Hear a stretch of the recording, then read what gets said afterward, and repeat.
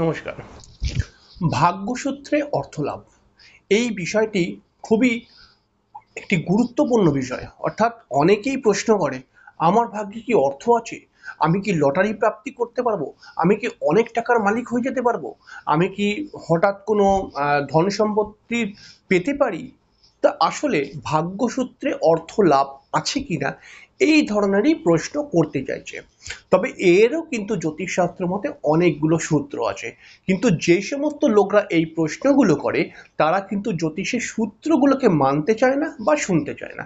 কিন্তু আপনি যদি একজন প্রফেশনাল অ্যাস্ট্রোলজার হতে চান তাহলে আপনাকে জানতে হবে কোন সূত্র এই ক্ষেত্রে কাজে লাগবে, অর্থাৎ কোন সূত্রগুলোকে দেখে আপনি বলতে পারবেন যে হ্যাঁ, আপনি হঠাৎ কিন্তু কিছু অর্থ প্রাপ্তি করে ফেলতে পারেন।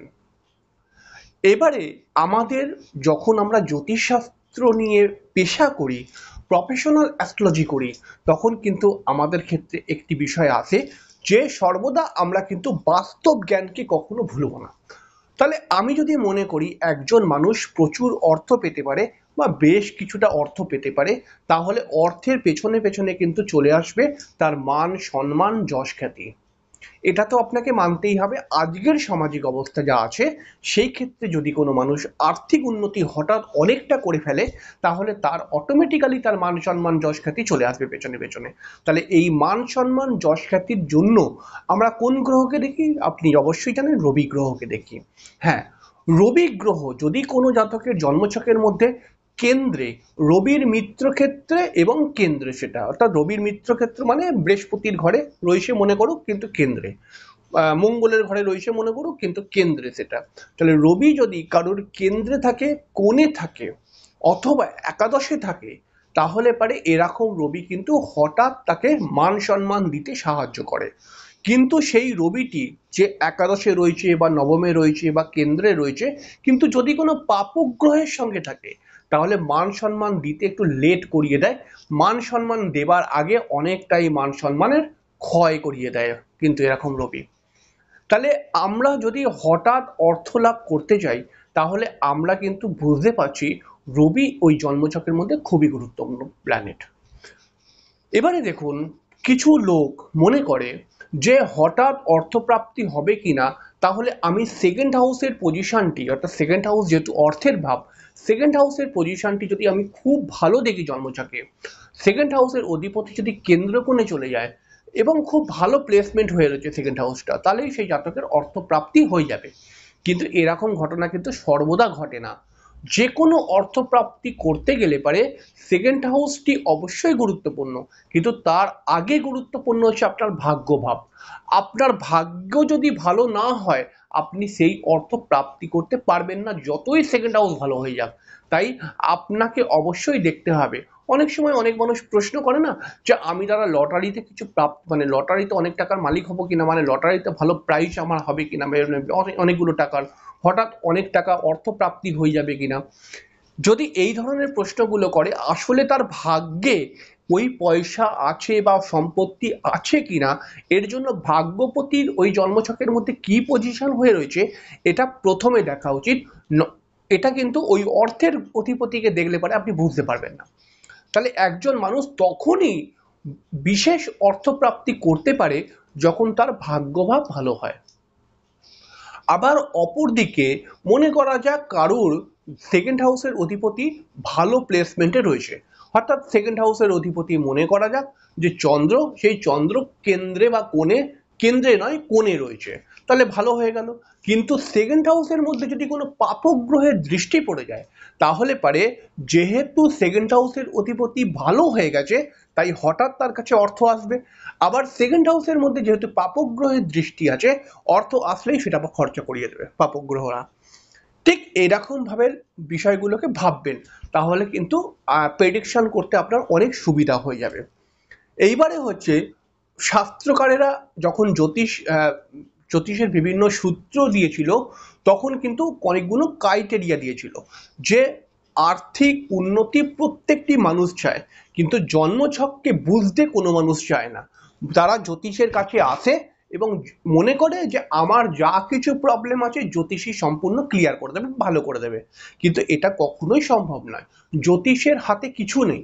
জ্যোতিষ হয়তো কয়েকটি ক্ষেত্রে রেমেডি করতে পারে, কিন্তু জ্যোতিষ সার্বিক একটি জন্মছককে ঠিক করে দিতে পারেই না কখনো। তাহলে সেটা ভুলভাল কথা হয়ে যাবে। এবারে দেখুন, শাস্ত্রকারেরা বলেছে যে যদি কোনো মানুষের জন্মছকের মধ্যে লগ্নের কেন্দ্রস্থানে, চন্দ্রের অষ্টম স্থানে এবং রবির একাদশ স্থানে যদি গ্রহ না থাকে, তাহলে সেই জন্মছকটির মধ্যে মহা বড় দারিদ্র যোগ ক্রিয়েট হয়ে আছে। আবার বলছি, লগ্নের দশম স্থানে, রবির 11th হাউসে এবং চন্দ্রের অষ্টম স্থানের মধ্যে, এই তিনটি জায়গা বললাম, তার মধ্যে একটিতেও যদি গ্রহ না থাকে, মানে যদি লগ্নের দশমে গ্রহ নেই, যদি রবির একাদশে গ্রহ নেই বা চন্দ্রের অষ্টমে গ্রহ নেই, তাহলে ছকটি দারিদ্র যোগের আন্ডারে পড়ে যায়। তাহলে এই তিনটের মধ্যে একটি অন্তত হতেই হবে। তাহলে এবারে বহু মানুষকে দেখা যায় তাদের কিন্তু লগ্নের দশমেও গ্রহ নেই, চন্দ্রের অষ্টমেও গ্রহ নেই এবং রবির একাদশেও গ্রহ নেই। হ্যাঁ, হয়তো তবুও সেই মানুষকে বাঁচার, সেই মানুষকে এগোবার কিছু ধরন হতে পারে, কিন্তু আলটিমেটলি এটা দারিদ্র যোগের মধ্যে পড়ে যায়। এইটা কিন্তু সেই জাতককে প্রচুর স্ট্রাগল দেয় এবং এইটা কিন্তু অনেক সময় দেখা যায় তার মুখ থেকে খাবার নিয়ে চলে যায়। অর্থাৎ সে কিছু প্রাপ্তি করলো, কিন্তু অন্য লোক এসে সেইটাকে নিয়ে চলে যাবার চেষ্টা করলো। এরকম ঘটনা অনেক সময় দেখতে পাওয়া যায়।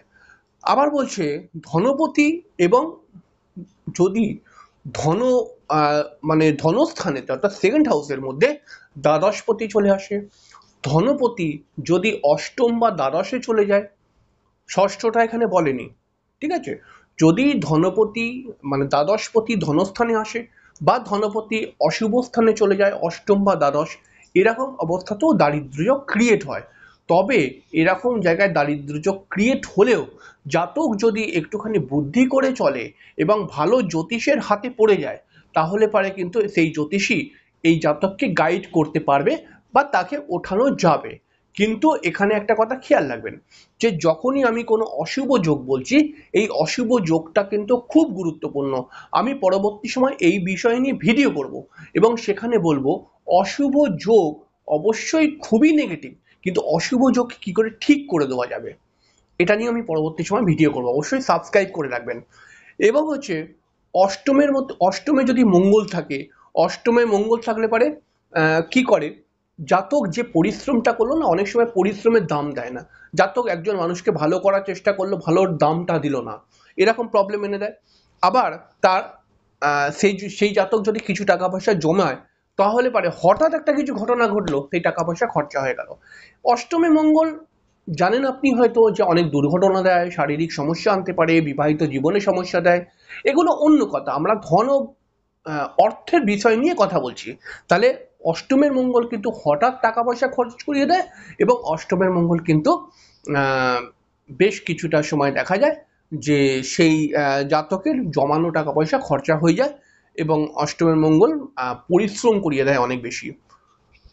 ধনস্থানের মধ্যে শুভগ্রহের দৃষ্টি বা যোগ যদি থাকে, বা ধনস্থানের মধ্যে শুভগ্রহ চলে এসছে, তাহলে কিন্তু জাতককে অবভিয়াসলি অর্থপ্রাপ্তি করাবেই জীবনের কোনো একটি অংশে। এবারে এবারে অনেক সময় দেখা যায় যে অনেক মানুষ না বোকার মতো আশা করে, আর আমি যখন শুনি সেই আশাগুলো, আমি মুচকি হেসে চলে যাই, কারণ মানুষকে বোঝাবার মতো ক্ষমতা আমার নেই। আপনাকে বোঝাচ্ছি, আপনি হয়তো কিছুটা বুঝতে পারবেন, কিন্তু বেশ কিছু মানুষ আছে যারা এতটাই কনফিডেন্ট তাদের মধ্যে, যে মানে আমার তো সব হয়ে যাবে, কিন্তু আমি জানি যে এত সহজে হবে না। ঠিক আছে, কেমন বিষয়টাকে বলছি, ধরুন কারোর লগ্নের সেকেন্ড হাউসের মধ্যে শনি বসে রয়েছে, তাহলে পারে হয়তো সেই জাতক মনে করছে শনি বসে রয়েছে তো কি হয়েছে, আমার তো সেকেন্ড হাউসের অধিপতি অষ্টমে বসে আমার তো সেকেন্ড হাউসকে দেখছে, অবশ্যই ঠিক আছে। অষ্টমের অধিপতি, অষ্টমে বসে বৃহস্পতি, মনে করা যাক বৃশ্চিক লগ্ন, তার সেকেন্ড হাউসের মধ্যে শনি আছে, বৃহস্পতি অষ্টমে আছে, অষ্টম থেকে বৃহস্পতি ধনস্থানকে দেখছে, তাহলে আমরা এখানে একটা কথা বলে দিতে পারি যে ধনপতি ধনস্থানকে দেখছে, তার অর্থপ্রাপ্তি হবে, অবশ্যই হবে। কিন্তু ওই ঘরটাকে শনি চালাচ্ছে, এটা মানতে হবে আপনাকে। ওই ঘরটাকে শনি চালাচ্ছে যখন, তখন শনি যেই ঘরকে চালায় সেই ঘরের লাভ যদি আপনি নিতে চান, তাহলে পারে প্রথম ক্রাইটেরিয়া আপনাকে প্রচুর পরিশ্রম করতে হবে।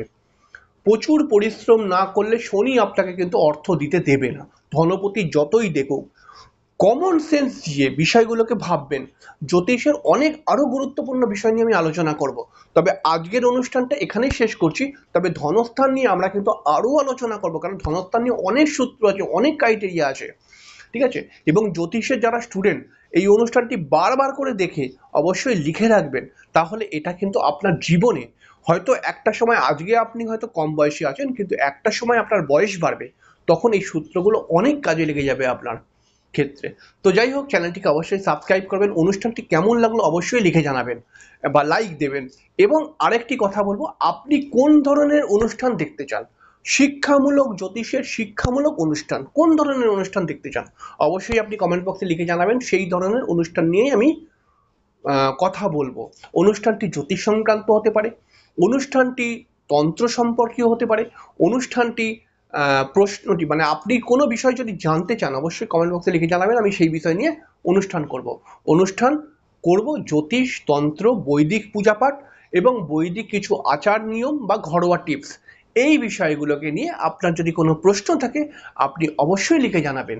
আপনার প্রশ্ন বা আপনার যে জানার ইচ্ছা সেইটাকে নিয়ে আমি ভিডিও করব, তবে আপনি এমন কিছু লিখবেন যেটা আপনার জন্য নয়, সবার জন্যই কিন্তু বিষয়টা জানার বিষয় যেন হয়। প্রশ্নটি এমন হবে, আপনি আমাকে অবশ্যই প্রশ্ন করতে পারেন, জ্যোতিষ সম্পর্কে যে কোনো বিষয় নিয়ে প্রশ্ন করতে পারেন, তবে প্রশ্নটি যেন সার্বভৌমিক হয়, মানে সবার কাজে লাগবে, শুধু আপনার কাজে লাগবে এরকম যেন না হয়, সার্বভৌমিক হয়। অবশ্যই আমি কিন্তু জবাব দেবো। যাই হোক, ভালো থাকবেন, এখানেই শেষ করলাম, পরের দিন আবার দেখা হবে। নমস্কার।